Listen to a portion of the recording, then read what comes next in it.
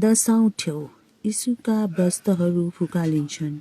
हे क्रिस्ट, हामी तपाईको आराधना गर्दछौँ अनि तपाईलाई धन्य भन्दछौँ, किनभने तपाईले आफ्नो पवित्र क्रुसद्वारा संसारको उद्धार गर्नु भएको छ।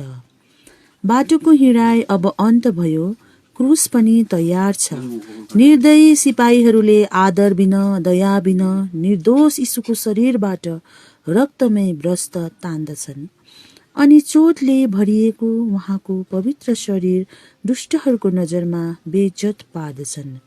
यो घोर अपमान मेरै पापहरूको सट्टामा थियो। सबै हे यीशु, तपाईको पवित्र शुद्धताद्वारा मलाई पनि पवित्र औ शुद्ध राख्नुहोस्। मेरो शरीरमा साँचो लज्जाशीलता बढाउनुहोस्। मलाई सधैँ यस कुरोको याद दिलाउनुहोस्। हर घडी म तपाईको नजरमा छु।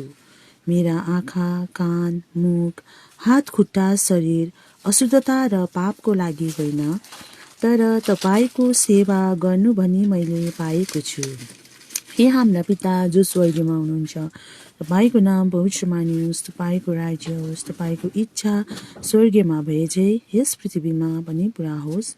हाम्रो प्रतिदिनको भोजन आज हामीलाई दिनुहोस् अनि हाम्रो अपराधहरू माफ गरिदिनुहोस्, जसरी हाम्रो विरुद्ध अपराध गर्नेहरूलाई हामी माफ गरिदिँदछौँ, अनि हामीहरूलाई परीक्षामा पर्न नदिनुहोस्, तर दुष्टैदेखि बचाउनुहोस्।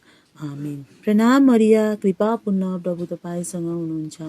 धन्य तपाईँ नारी जातिमा अनि धन्य तपाईको गर्भको फल यीशु।